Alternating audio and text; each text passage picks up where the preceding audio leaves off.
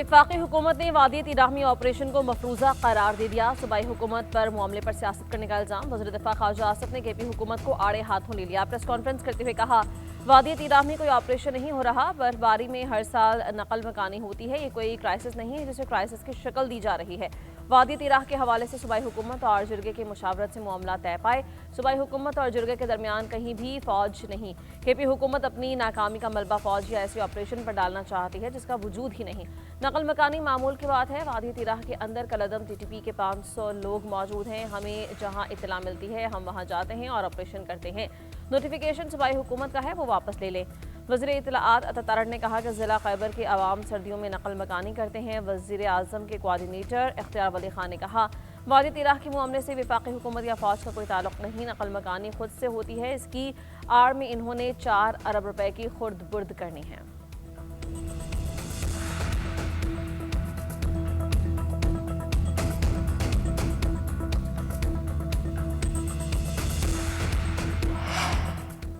कश्मीर में सीटीडी की बड़ी कार्रवाई। 10 दहशतगर्द हलाक। रॉकेट लॉन्चर, क्लाशनकोफ और गोला बारूद भारी मकदार में बरामद किया गया। डीआईजी सीटीडी एतजाज गोराया की न्यूज़ कॉन्फ्रेंस। कहा कि फायरिंग के तबादले में 10 जवान जख्मी हो गए। दहशतगर्द कातिल अक़दाम क़त्ल और अगवा में मुलविस थे। इनके कलादम तंजीमों से राबते थे। दहशतगर्द सनाउल्लाह और दीगर अपने नहीं किसी और घर पर मौजूद थे। हमने सनाउल्लाह को सरेंडर करने का कहा मगर उसने सरेंडर नहीं किया। दीगर साथियों की गिरफ्तारी के लिए कोशिशें जारी हैं। बरामद किए गए असलहे का फॉरेंसिक करवाया जा रहा है। सूबे से दहशतगर्दी के खात्मे के लिए कार्रवाइयां पूरी क़ुव्वत से जारी रहेंगी। दहशतगर्दों का उनके आखिरी ठिकाने तक पीछा किया जाएगा।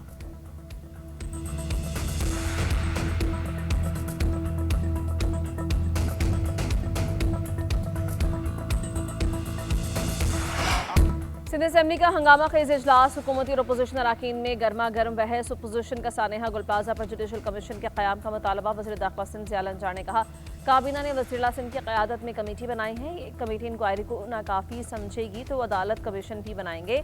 हम भी चाहते हैं कि जिम्मेदारों को सजा मिले। 1 हफ्ते में हक़ाइक़ सामने लाएंगे। अपोजिशन लीडर अली खुर्शीदी ने जवाब दिया, हुकूमत की किसी बात का कोई भरोसा नहीं है। आपको हमारी सिक्योरिटी वापस लेनी है तो ले लें, हमारी करारदाद मंजूर करें और बात खत्म। शर्जिल मेमन ने कहा कि रिपोर्ट में इंसाफ के तकाजे पूरे ना हुए तो जुडिशल कमीशन भी बनाएंगे। किसी की डिक्टेशन पर कोई कमीशन नहीं बनेगा। शर्जिल मेमन की तकरीर के दौरान MQM अरकान का शोर शराबा। स्पीकर के डायस के सामने एहतजाज और नारेबाजी।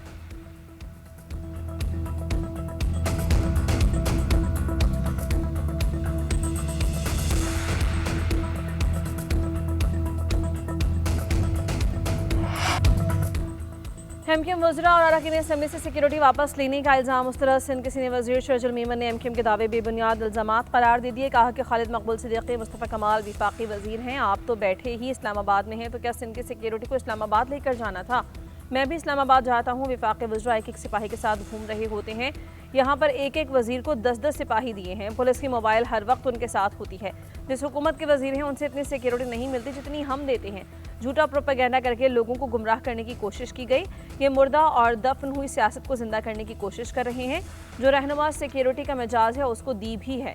जो सिक्योरिटी के मिजाज नहीं वो हुकूमत को दरख्वास्त दें कि हमें हक है या हमें शौक है तो वो अलग बात है।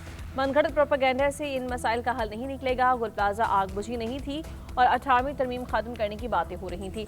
कराची को विफाक के हवाले करने की बातें की गई। सानेहे पर चंद जमातों का रवैया बहुत मनफी रहा।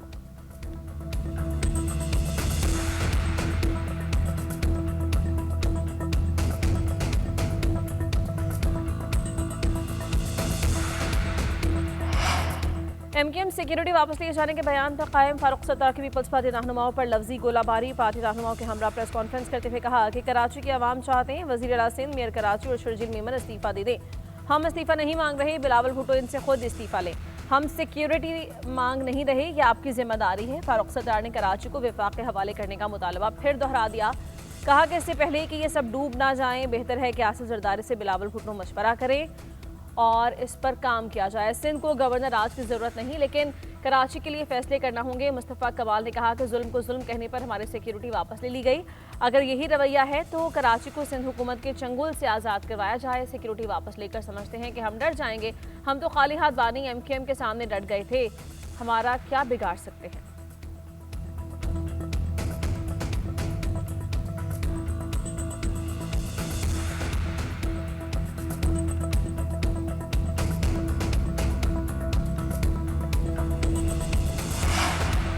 सानहा गुल प्लाजा के मुतासरीन को हर सूरत बहाल करेंगे। पीपल्स पार्टी हुकूमत मुतासरीन के साथ खड़ी है। सानहा ने शदीद दुख और सदमा दिया है। वज़ीर आला सिंध मुराद अली शाह की काबीना इजलास में गुफ्तगू। मुराद अली शाह की सरबराही में सब कमेटी कायम। कमेटी कमिश्नर की सरबराही में कायम इंक्वायरी कमेटी की रिपोर्ट का जायजा लेगी। रिपोर्ट की रोशनी में मजीद कार्रवाई और लाहे अमल का फैसला किया जाएगा। कमिश्नर के जरिए मुतासरा दुकानदारों को 5-5 लाख रुपए दिए जाएंगे। दुकानदारों के लिए 1 करोड़ के बिला सूद कर्जों की भी मंजूरी। सूद की रकम सिंध हुकूमत अदा करेगी।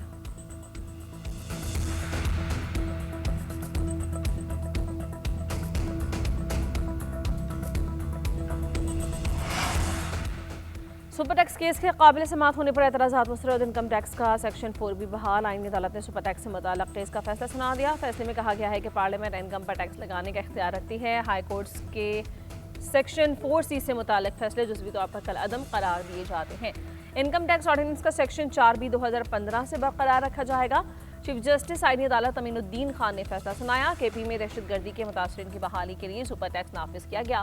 300 मिलियन रुपए सालाना मुनाफा कमाने वालों पर 5% इजाफी सुपर टैक्स आयद किया गया। तमाम हाई कोर्ट ने सुपर टैक्स को दुरुस्त करार दिया। 2022 में 150 मिलियन रुपए सानहे मुनाफे पर 10% सुपर टैक्स आयद किया गया था। 2022 के सुपर टैक्स के माजी से इतलाक और दोहरे टैक्स की बुनियाद पर चैलेंज किया गया था।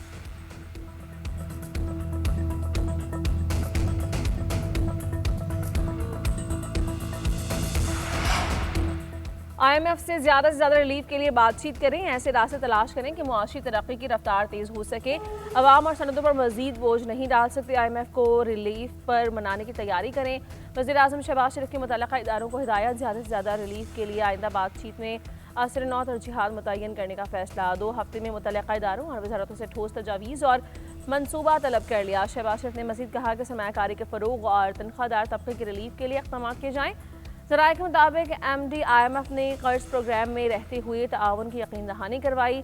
FBR को टैक्स हदफ और आमदन दीगर ज़राए से बढ़ाने की हिदायत। वज़ारत ख़जाना को भी टास्क दे दिया गया।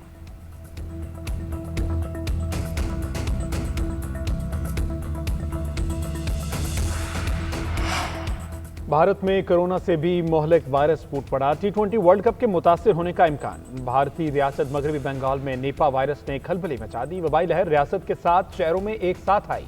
अब तक मुतादिद केसेस की तस्दीक। मरीजों का इलाज करने वाले डॉक्टर्स भी वायरस का शिकार। 100 से ज्यादा अफराद को सख्त तिब्बी निगरानी और करंतना में रखा गया।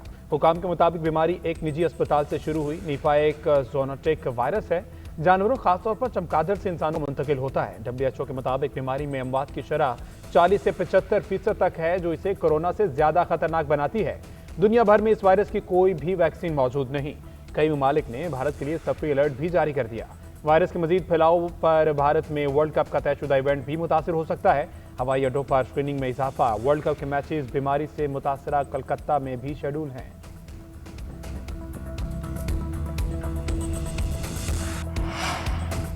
वर्ल्ड कप T20 में पाकिस्तान की शिरकत गैर यकीनी। ICC पर भी भारी माली असरात के खदशात। पाक भारत मैच न होने से इंटरनेशनल क्रिकेट काउंसिल की कमाई पर असर पड़ेगा। गुज़श्ता 20 साल में पाक भारत मैचेस में से $1 अरब से ज़ायद आमदन हासिल हुई। मैच के टिकट भी फौरी फरोख्त हो जाते हैं। TV पर महंगे इश्तिहारात स्पॉन्सरशिप के मद में भी पैसा कमाया जाता है। पाक भारत मैच के इश्तिहारात का एयर टाइम $4800 में फरोख्त होता है। पाकिस्तान और भारत के दरमियान मैच ना हुआ तो ये तमाम आमदन रुक जाएगी। ग्राउंड ब्रांडिंग, टाइटल स्पॉन्सरशिप समेत ICC के कई कॉन्ट्रैक्ट्स भी मनसूख हो जाएंगे। क्रिकेट माहिरीन के मुताबिक पाकिस्तान के ना होने से वर्ल्ड कप में मुकाबलों पर भी असर होगा। एशिया की 2 टीम्स निकलने से बाकी मैचेस इतने असरअंदाज नहीं रहेंगे।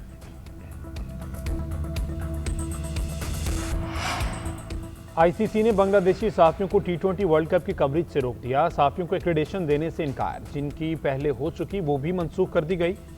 बांग्लादेशी सहाफी का कहना है 20 तारीख को तस्दीकी ईमेल आई, मगर बाद में मुस्तरद होने की ईमेल भी भेज दी गई। अगर टीम ना खेले तो भी सहाफियों के एक्रेडिटेशन जारी किए जाते हैं। ICC ने मामले पर कोई वजाहत भी जारी नहीं की। BCB के मुताबिक 130 से 150 सहाफियों ने अप्लाई किया था।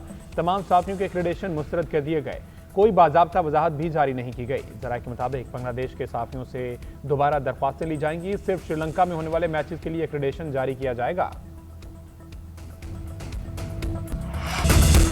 Under 19 cricket world cup super 6 मरहला पाकिस्तान ने न्यूजीलैंड को शिकस्त दे दी। 111 रन का हदफ 2 विकेट्स के नुकसान पर पूरा किया। सुमैया मिन्हास ने 59 गेंदों पर 76 रन की इनिंग्स खेली। उस्मान खान ने 15, हमजा जहूर ने 8 रन बनाए। फरहान यूसुफ 11 रन बनाकर नॉट आउट। न्यूजीलैंड ने पहले खेलते हुए 110 रन बनाए। अब्दुल सुबहान ने 4, अली रजा ने 3 खिलाड़ियों को आउट किया। मोहम्मद श्याम और मोमिन कमर के हिस्से में एक विकेट आई। पाकिस्तान ने सुपर 6 ग्रुप 2 में दूसरी कामयाबी समेट ली।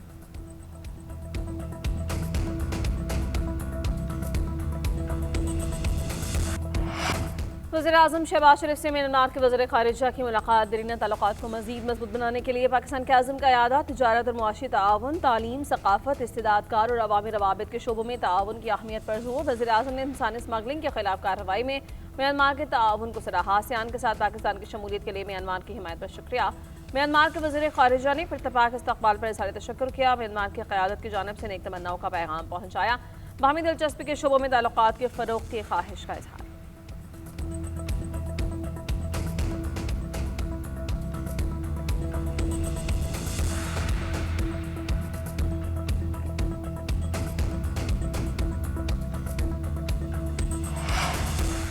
लाहौर में लगने वाली आग में मरने वालों को होटल मालिक 1-1 करोड़ रुपए देगा। वज़ीर आला पंजाब मरीम नवाज का बिल्डिंग सेफ्टी से मुतल्लिक इजलास से खिताब। कहा, लाहौर की 25 मंजिला इमारत में आग लगी तो रिस्पांस टाइम 5 मिनट था।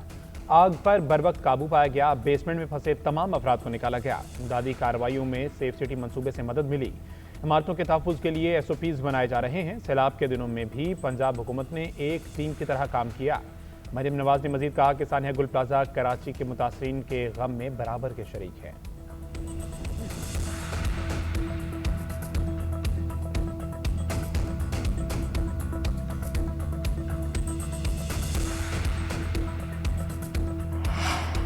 ट्रांसपेरेंसी इंटरनेशनल के वफ़द की चेयरमैन ऐप से मुलाकात। शफाफियत, एहतसाब और अच्छी हुक्मरानी के लिए बाहमी ताउन पर तबादला ख्याल। चेयरमैन ऐप ने कहा कि बदउनवानी एक आलमी मसला है, इससे निपटने के लिए मुश्तरका कोशिशें नागुज़ीर हैं। वफ़द को नैब में डिजिटल निज़ाम और मसनूई ज़हानत समेत तमाम इस्लाहात से आगाह किया। बताया कि नैब ने गुज़श्ता साल खरबों रुपए की रिकॉर्ड रिकवरी की। मजमूई बरामदगी 115 खरब रुपए तक पहुंची। जाली हाउसिंग और सरमायाकारी के 1,15,000 मुतासरीन को रिलीफ दिया।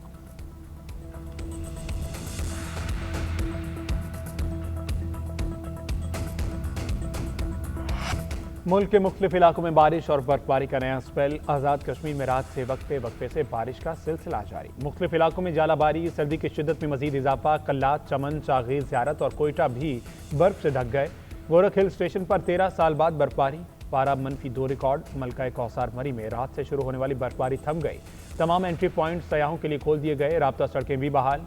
वादी तीरा में बर्फबारी का सिलसिला जारी। मुतासरा 2400 अफराद को रेस्क्यू कर लिया गया। अस्तोर में बर्फबारी से ज़मीनी राब्ते मुनक़ता। गिलगित और हुज़र में भी बर्फबारी। सर्दी की शिद्दत मजीद बढ़ गई। मुल्क के मैदानी इलाकों में बारिश। इस्लामाबाद और रावलपिंडी में भीगे मौसम ने सर्दी बढ़ा दी। पेशावर, मुर्दान, सवाबी और हरीपुर में भी बादल बरसे।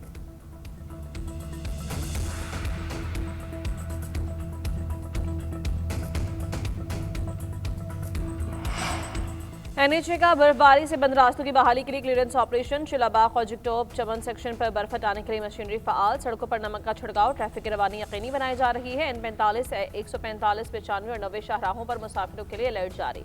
गैर जरूरी सफर से गुरेज। गाड़ियों पर ग्रिप चेन लगाने की हिदायत दी। चित्राल, जवाद, शांगला में लैंडस्लाइडिंग का खदशा। N40 नौशकई, N25 मस्तोंग और मस्तोंग खाग कोचा सड़कें ट्रैफिक के लिए खोल दी गई हैं।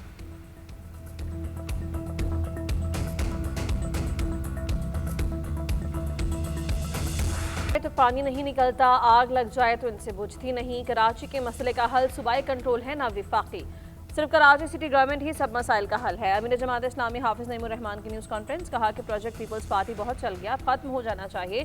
धंधेबाजी बंद करके लोगों की राय का एहतराम करें। शहर के बच्चों की किस्मत का सौदा ना किया जाए। सानिया गुल प्लाजा के बाद शहरियों में बेबसी की सूरत हाल है। लोग इस निज़ाम से मायूस हो गए हैं।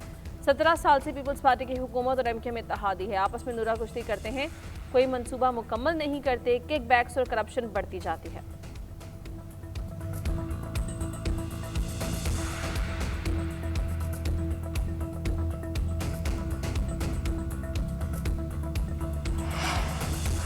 सियासी नक्शो निगार वाली पतंगें तैयार, फरोख्त और इस्तेमाल नहीं की जा सकेंगी। किसी भी मुल्क या सियासी जमात के झंडे की तस्वीर वाली पतंगों पर पाबंदी आए। पतंगों पर मुकद्दस कुतब, मजहबी मकामात या किसी शख्सियत की तस्वीर लगाने पर पाबंदी होगी। बसंत पर इश्तियाल अंगेजी रोकने के लिए दफा 144 नाफिज, मजहबिया मांगी और अमन आमा बरकरार रखने के लिए पाबंदियां आयद की गई। खिलाफ कानून पतंगों की तैयारी, नकलो हमल, जखीरा रखना या फरोख्त करना काबिल तजदीद जुर्म है। इश्तियाल अंगेज अनासर की जानिब से मजहबी और सियासी अलामात इस्तेमाल करने का खदशा है। हुकूमत ने महफूज बसंत की इजाज़त तफरीही त्यौहार के तौर पर दी। कानून शिकने की इजाज़त नहीं दी जाएगी। ममनुआ मवाद की तैयारी या फरोख्त में मुलविस अफराद को 7 साल कैद और 50 लाख रुपए तक जुर्माना हो सकता है।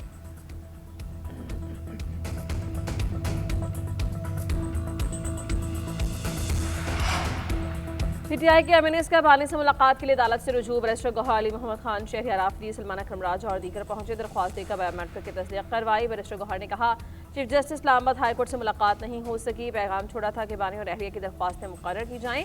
आज अरकान असेंबली की तरफ से दरख्वास्त जमा करवाई है। बानी पीटीआई बुशरा बीबी की सेहत से मुतल्लिक तशवीश है। मुलाकात पर सियासत नहीं होनी चाहिए। कानून के मुताबिक हमारी मुलाकात करवाएं। 8 फरवरी को हड़ताल करेंगे।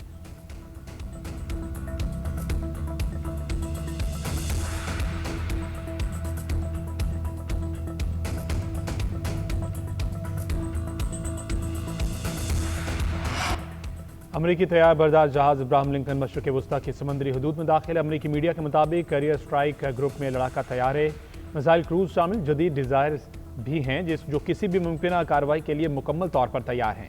अमरीकी ज़राए का कहना है कि सदर डोनाल्ड ट्रंप ईरान के खिलाफ मुमकिन फौजी कार्रवाई के मुख्तलिफ ऑप्शन का जायजा ले रहे हैं। ताहम अमरीकी इत्तेहादी ममालिक ने फिलहाल फौजी कार्रवाई मौखर करने पर जोर दिया। अमरीकी सदर ने जुमेरात के रोज़ बहरी बेड़े को ईरान की समत रवाना करने का ऐलान किया था।